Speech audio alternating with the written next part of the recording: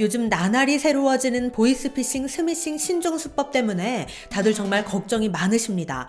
부고장, 청첩장, 은행 사칭 문자 등등 온갖 다양한 수법들로 진화해서 많은 사람들을 더 교묘하게 속이고 있는데요. 그런데 이러한 보이스피싱에 당하지 않으려면 반드시 미리 해두셔야 할 게 있습니다. 은행에 이 5가지는 무조건 신청하셔야 하는데요. 보이스피싱, 스미싱 수법이 나날이 진화하고 있는 만큼 우리도 만반의 대비를 해야 합니다. 오늘 영상 끝까지 보시고 은행에 이것 5가지 꼭 신청하시기 바랍니다. 오늘 영상은 주변 분들께도 많은 공유 해주시면 좋겠습니다.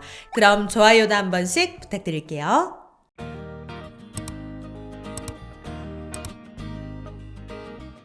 안녕하세요. 시니어를 위한 꼭 필요한 정보 시니어 전성시대입니다.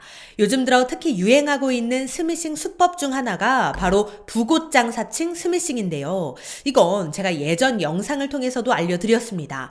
그런데 며칠 전 충격적인 뉴스가 발표된 것이 있어 짧게 안내만 해드리고 넘어가겠습니다. 이번에 등장한 부고장 스미싱 수법이 이전 수법과는 다르다고 제가 말씀드렸었는데요.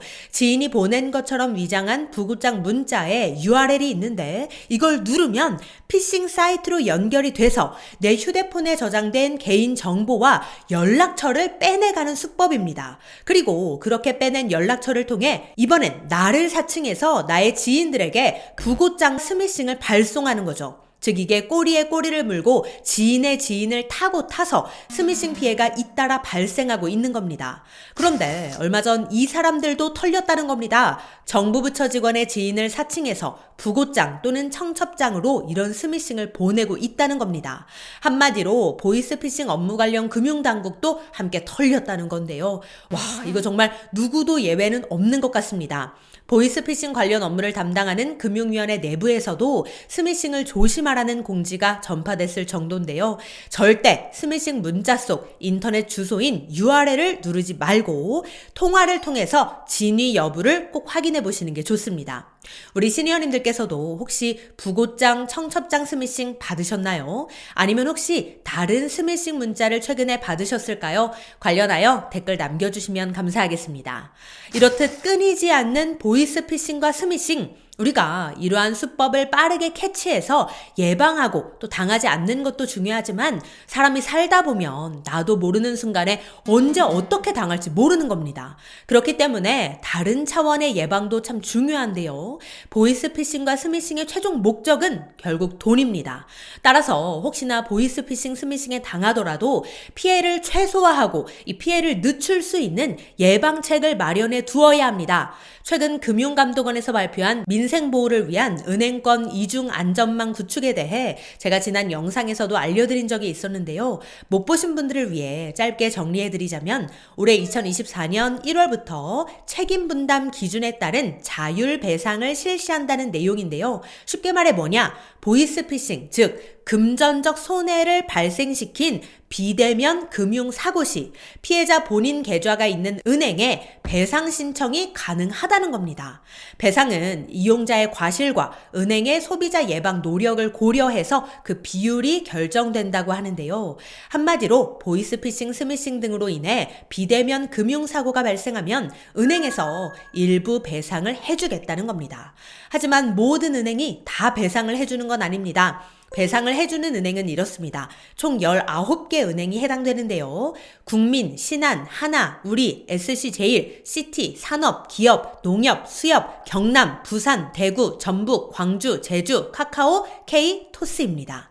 그런데 은행에서 배상해주니까 좋다 이렇게 생각하시나요? 물론 일부 배상을 받을 수 있다면 다행인 일이지만 사실 더 중요한 건 애초에 이런 피해를 입지 않는 게 더 중요합니다. 그래서 오늘 영상을 준비한 건데요. 은행에서 이 5가지를 꼭 신청하셔야 합니다. 이 5가지만 신청하셔도 보이스피싱, 스미싱 피해 발생 시에 금전적인 피해를 최소화하실 수 있습니다. 물론 5가지 모두 신청하셔도 되고 일부만 신청하셔도 됩니다. 잘 보시고 나에게 맞는 서비스를 신청하시기 바랍니다. 우선 첫 번째는 바로 지연이체 서비스입니다. 지연이체 서비스란 이름에서도 짐작할 수 있듯이 이체를 바로 해주지 않고 조금 텀을 뒀다가 이체를 실행해주는 서비스인데요. 전자금융거래를 이용한 이체 시 본인이 지정한 일정 시간 후에 수취인 계좌에 입금되도록 지연하는 서비스입니다. 이렇게 해야 내가 혹시나 보이스피싱범에게 입금을 했더라도 또는 보이스피싱범이 나 몰래 내 통장 속 돈을 자기네 계좌로 이체를 하더라도 내가 지정한 일정한 시간만큼 시간을 벌어서 이체를 취소할 수 있는 거죠. 돈을 보내놓고 아차 싶은 순간이 있을 수 있잖아요. 그런 상황을 대비해서 필요한 서비스라고 할 수 있겠습니다. 은행에 신청해야 할 두 번째 서비스는 바로 입금 계좌 지정 서비스입니다. 우리가 사업을 하지 않는 이상에는 돈을 이체하는 곳들이 사실은 거의 정해져 있습니다. 배우자에게 이체를 하거나 자녀들에게 이체를 하거나 또는 개모임 통장으로 이체를 하거나 등등 몇 가지 주로 이체하는 곳들이 있단 말이에요. 그런데 그런 계좌들은 내가 사전에 미리 지정을 할 수 있습니다. 그러면 지정한 계좌 외에 나머지 미지정 계좌로 이체를 할 때에는 소액만 이체가 가능하게 됩니다. 즉 보이스피싱 스미싱에 당했을 때 지정하지 않은 계좌로 돈을 입금하는 것이기 때문에 소액만 입금이 가능하겠죠. 이러한 방법으로 피해를 최소화할 수 있는 겁니다.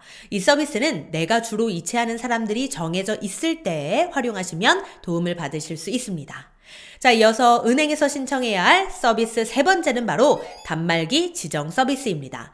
내가 미리 지정한 기기에서만 주요 금융거래가 가능한 서비스인데요. 즉, 내 휴대폰, 내 컴퓨터 등 내가 지정한 기기에서만 금융거래가 가능하고 내가 지정하지 않은 미지정 기기에서는 추가 인증을 요구하는 방식이기 때문에 보이스피싱 스미싱범과 같은 제3자에 의한 거래를 차단할 수 있습니다.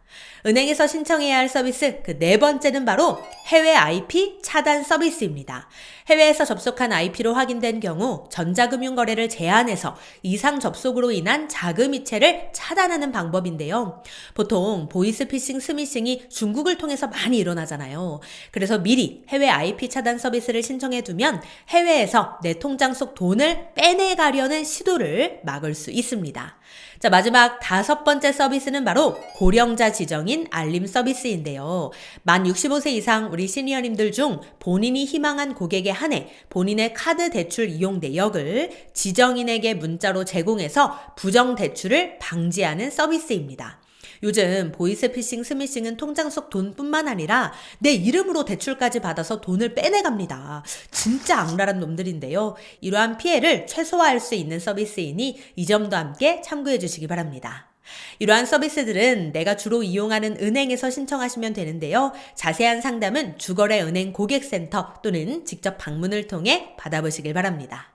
네, 오늘은 은행에 반드시 신청해야 하는 5가지 서비스에 대해 알려드렸는데요. 보이스피싱과 스미싱 피해를 최소화하기 위해 미리미리 준비해 두시기 바랍니다. 그럼 오늘도 편안한 하루 보내세요. 감사합니다.